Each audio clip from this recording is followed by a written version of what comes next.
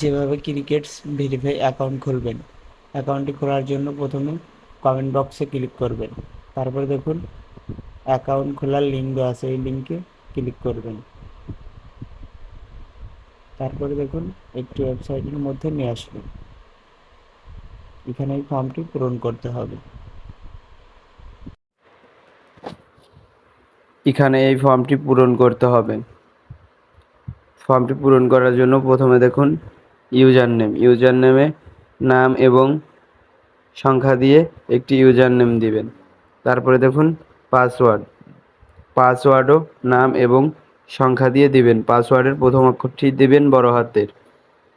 তারপরে দেখুন confirm password, উপরে যে পাসওয়ার্ডটি দিয়েছেন same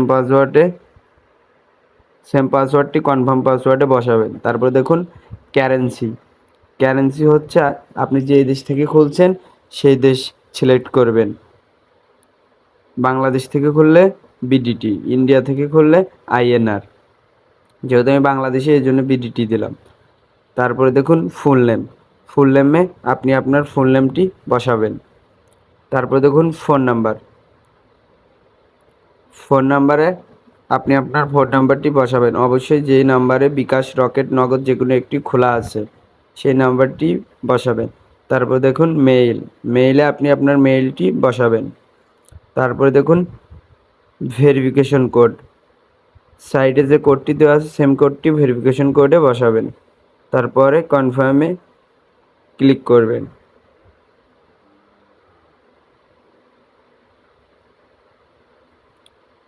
verification code time out, এই ভেরিফিকেশন কোডটি চেঞ্জ করে সাইডে যে কোডটি দিয়েছে সেম কোডটি দিবেন।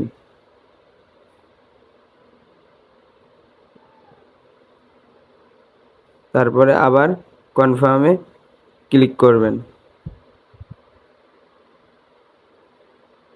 দেখুন আমার অ্যাকাউন্টটি খোলা হয়ে গেছে। এখন হোম পেজে ক্লিক করবেন।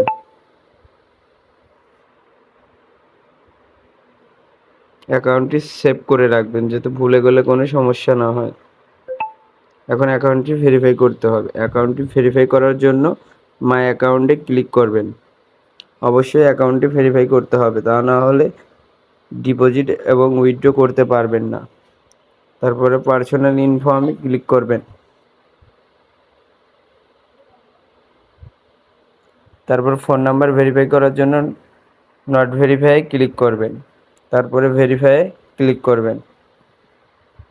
এখন যে নাম্বারে অ্যাকাউন্টটি খুলেছেন সেই নাম্বারে 4 ডিজিটের একটি কোড পাঠাবে।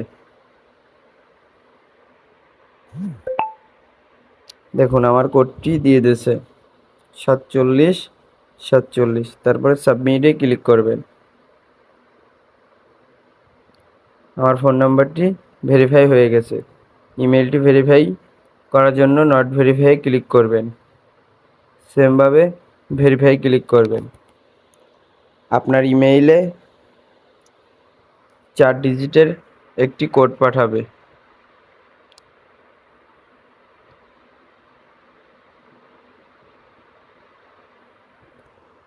কোডটি আনার জন্য আপনাকে যেতে হবে জিমেইলে। তারপরে দেখুন এই যে ক্রিকেট ইমেইল। তারপর দেখুন আমার কোডটি দিয়েছে 3749। সেমভাবে ওই পেজে আবার ফিরে যাবেন। তারপরে কোডটি বসাবেন। তারপরে সাবমিটে ক্লিক করবেন। তারপরে দেখুন বার্থডে, আপনাকে বার্থডে সেভ করতে হবে। আপনি আপনার বার্থডেটি দিয়ে দিবেন, জন্ম তারিখটি দিয়ে দিবেন। তারপরে সেভ করে দেবেন।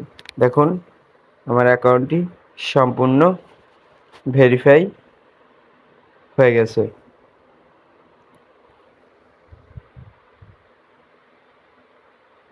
হ্যাঁ, জিমেইলে যদি ভেরিফাই না করেন তাইলে কোনো প্রবলেম নেই। জিমেইল ভেরিফাই করলেও হবে, না করলেও হবে। অবশ্যই ফোন নাম্বার ভেরিফাই করতে হবে।